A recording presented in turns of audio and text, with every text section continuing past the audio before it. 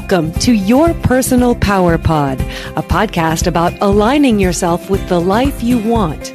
And here are your hosts, Sandy Abel and Shannon Young.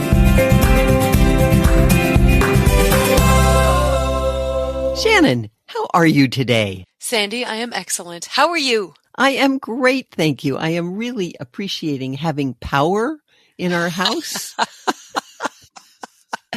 We were away for several days, and when we got home yesterday around noon, we didn't have any power. And it turns out that Pacific Power had let us know on Thursday, when we were not here, that they were going to turn our power off on Sunday for maintenance. And so we came home and didn't know that, and we're running around to the neighbors trying to figure out, do you have power? Do you have power? And it was really interesting because the people across the street had power, but the people on our side of the street did not. So fun. We were confused for a little while until we checked our messages and went, oh, they turned it off. Thank you so much. So right now I'm really appreciating just having electricity in the house. It makes doing a podcast a whole lot easier. It does. I think we would not be doing this if we did not have electricity. Correct. So tell us about our topic today. Well, this is just a hugely important topic. We're talking about, do you really see, understand, and connect with people? We all see people visually throughout our day. We connect in different ways, but to really feel like you know somebody and to feel like somebody knows you is a great skill to make that happen. So we're talking about human connection, which means being seen and appreciated and is at the heart of all meaningful relationships. Most of our podcast is about getting good with yourself so that you can allow other people to see you. But today we're talking about giving the gift of seeing other people and how important that is for both of you. Exactly. It's a basic human need to be seen and appreciated. When you're a child and your parents or the people around you, your siblings, see you, appreciate you, value you, it helps you create a strong self-image and great self-esteem. Mm-hmm. But when that doesn't happen, which for many, many people, it doesn't happen, kids are just sort of in the way. They're not really valued. They're loved, but they are not made to feel real important. It can cause you to feel insecure, unsure of yourself, and not be able to claim your personal power as an adult. What does it mean to truly see another person? Seeing visually on the surface means you recognize their physical appearance or you just listen to their words. But truly seeing goes much deeper and involves understanding and empathizing with their inner world if they're willing to share it with you. It means caring about their thoughts, their emotions, their experiences, who they are and why they are. Exactly. It involves more than just observing their external characteristics or what they happen to be doing that day. It's about recognizing their humanity and understanding their feelings, being present with them in a way that validates their experiences. It seems to me that truly seeing another person is a lot about just allowing them to be who they are. It's not imposing your need for them to be any particular way on them. Exactly. And it's about actively listening and engaging with who they are and who their inner self is, not just their outer person. In order to do this, to really connect, you have to be willing to be fully present and take the time and make the effort. Mm-hmm. Imagine you're having a conversation with a friend who's going through a tough time. Instead of simply offering advice or saying, gee, I'm really sorry, and quickly moving on to other topics, you take time to really listen. You ask open-ended questions. You reflect on their feelings. You use facial expressions that show sympathy and concern and caring. You show empathy. And the other person, when you do this, will feel valued and seen like you really care. I've had a couple of conversations with friends over the past few weeks who have had important people in their life pass on. Yes. Those are hard conversations, I think, for us to have simply because we don't know how to be there for people Mhm. going through really tough times like that. And Right. what I've found is as soon as I find out, I usually call, which I think is Yes. really rare. I think a lot of people post on Facebook, say, let us know what you need. And the truth is that sometimes these people don't know what they need. Exactly. So I usually just call Yeah. and It's beautiful, Shan. let them talk. Well, I mean, I Yes. learned that the hard way because it is really uncomfortable for me and I really want to be the right thing for them, but I don't know what that is and they don't know what that is. Right. Just the fact of saying I'm here and on the phone, like Yes. talk I'm to me. really here. Really here. Right. It's uncomfortable for me because I don't want to do or say the wrong thing, but they both at the end of the phone call had said, you're the only person who called. Thank you for calling. I may call you again just to talk. And that Yeah. is such a gift to me because it says I'm allowing them to feel whatever they need to feel. And to be who they are. Right. Because when you see somebody, you're fostering a deep connection, genuine connection that's building trust, and they trust you now with their feelings. I hope so. Yeah. But I think it's important here to say, what do I want? Because I Yes. know we've all had conversations with people where we have felt like we're opening up and we say something that's actually really important to us and it gets glossed over or ignored or we're told we're wrong. And you can feel the door close in your heart. Oh, yes, absolutely. Yeah. And that happens more often than not, I think, because people seem to be in such a hurry all the time, or they've got their phone in their hand that they're not really 100% with you when you're Mm-hmm. sharing those things. So there, I'm sure, are a ton of benefits of truly seeing the people in your life. And they're probably physical, emotional, spiritual, like all the way around. Because we're Ab- all connected. Like we're all yes, part of the same thing. we are. And what we're talking about is actually seeing that, seeing each other's humanity. When people feel truly seen, they're more likely to be open and engage honestly. And that is essential for building strong, supportive relationships, whether they're personal or professional even. Yeah. So if you and your network are more empathetic and understanding with each other, then those tendrils creep out into the rest of society and we start building a more empathetic and understanding society, which we are in huge need of right now. Oh my goodness, we need that. And there are a lot of people who are doing it. They just unfortunately do not get the press, the news that the people who are doing awful things get. But there are so many people who are really making an effort to connect and care about and see other people. So on the flip side, what happens when we don't make that effort to truly see others? Well, it can lead to misunderstandings, feelings of isolation for both people. You might feel invalidated or neglected. Like you said, you share something really personal and somebody goes, gee, that's too bad. Did you check the game yesterday? You've just been totally shut down and ignored. And that relationship is shaky right there. Mm-hmm. It just strains relationships and leads to a huge lack of trust. You're not going to risk sharing that sensitive part of yourself with that particular person again because they just stomped all over it. And eventually that will just destroy your relationships if it keeps going that way. I think we all have moments where we miss what somebody is saying and invalidate somebody by accident, unintentionally. Yes. But being able to have those conversations, especially with like your front row people, your spouse, your kids, your best friends, and saying, hey, I really felt like you didn't give what I was saying the appropriate attention or weight. And can we revisit that conversation? And if the other person is willing to do that with you and understands where they failed, then that can go a long way towards furthering your relationship. Absolutely. But if they go, oh, well, I didn't think it was such a big deal, then they have just reinforced the fact that they are not really your people. Yes, exactly. And when that happens, it undermines the quality of the connection and can make you feel isolated if everybody in your life does that. Hopefully you have people who do not do that, who actually make the effort to listen and pay attention and be there for you. When you don't make the effort to truly see other people, you cannot have a positive relationship at all.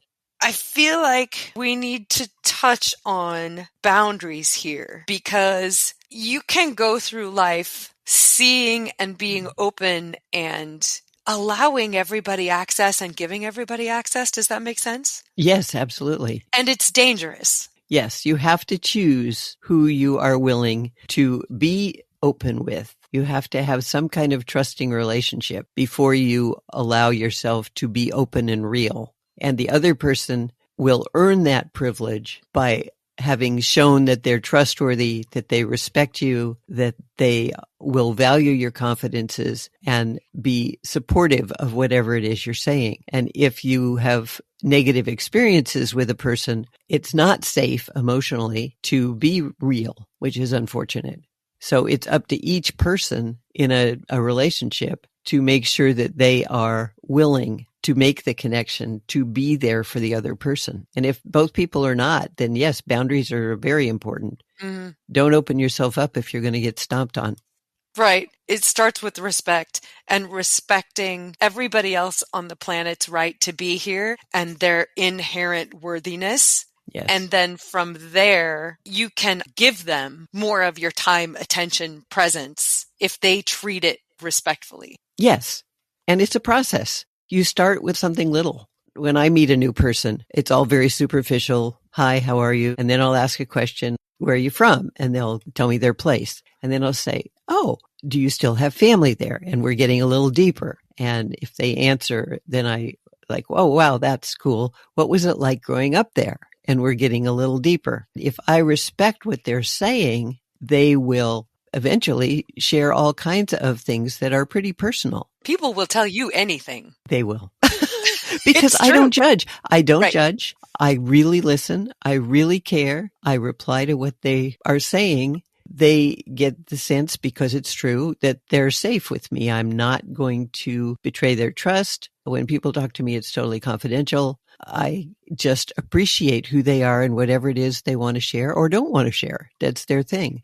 Most people are not willing to take the time to stop and do that. They'll meet somebody at a party and say, hi, where are you from? And you say, I'm from Portland. And they'll go, oh, that's cool. I had a friend who lives in Portland. And then they'll go off on their own tangent about the experiences they had with their friend in Portland and not really listen to the other person. But we've talked about this in our episode on communication.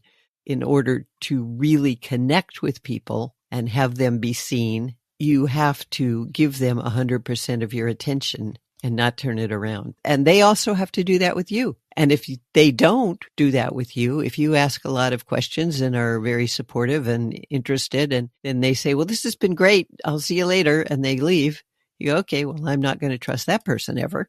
Mm-hmm.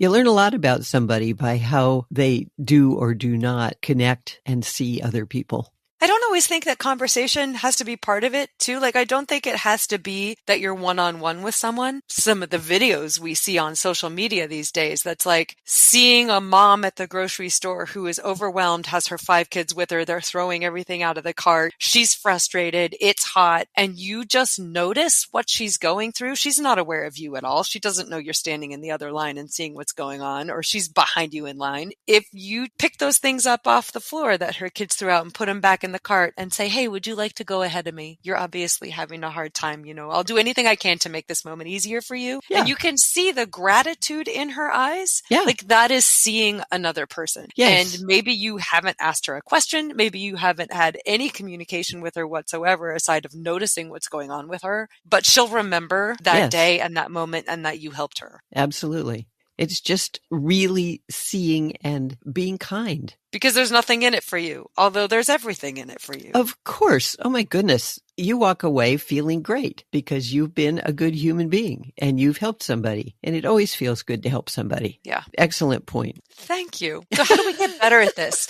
Because I think a lot of us think we see other people, but we go through life the way we go through life. And if you think you're doing okay, maybe you don't know how to get better. Well, first you got to start with practicing active listening, which means you really focus on what the other person is saying without planning your response because you don't know what they're going to say. You may think you do, but you don't. Listen while they're talking. Show that you're listening with nods and verbal affirmations and just being there with them. And then asking follow-up questions. Like I was talking about, I meet somebody at a party. They give me an answer and I don't turn it into me. Or my friend down the road, I follow up and it's like, oh, wow, what was that like growing up in Portland? So you ask with follow-up questions to show that you care about what they're saying. And the question is an open-ended question. The what was it like growing up in Portland? That's a question that allows somebody to actually expand upon their answer, as opposed to a how many years have you lived there, which is a one-word answer, or a yes or no question. Did you like it? Did you not like it? Follow it up with a why question. Yeah. A what? What was it like? How did it feel? Tell me about that. Mm-hmm. Those are open-ended questions. And then it's really important to empathize. The person like you were talking about, your friends who have lost people, try to put yourself in their shoes and acknowledge their feelings and experiences without jumping into solutions. Sometimes without even finding the positive. Sometimes it's good to find the positive, but sometimes they just need to talk and they don't need you to tell them that what they're feeling isn't really all that bad. Yes. They really shouldn't feel that way, I think that's because we just so badly want to make things better. It is. And we think we're helping, but just listening, using all the body language, nodding, smiling, or looking concerned, making eye contact. So important. Just being fully present. But put the frickin' phone away. I hate it when I'm talking to somebody and they have their phone in their hand, or even when they put it on the table with the face up, they keep glancing at it. Well, they're not with me. That's not going to work. Put the phone away in the pocket, in the bag. Turn it off. Don't watch when somebody new comes in the door. Maintain eye contact. I once heard a quite famous person speak in a large auditorium. There were hundreds, if not thousands of us there to listen to this person, and they held their phone in their hand the entire time they talked. Did they have their speech on the phone? No. Some people use that as a prompter or something. She did not glance at her phone. She just held it. Really? Weird. And it was unbelievably distracting. Yeah, I wonder why. That's weird. She was wearing jeans. Put it in your back pocket. Leave it backstage. Why did you need it? I mean, to this day, I don't remember what she talked about. I remember that she held her phone. Wow. Yeah. Yeah, it makes a difference because she was not fully with you folks. No. In the audience. It's such a distraction. And I remember thinking, are you expecting an important call? Yeah. Like, aren't you booked to speak for the next hour?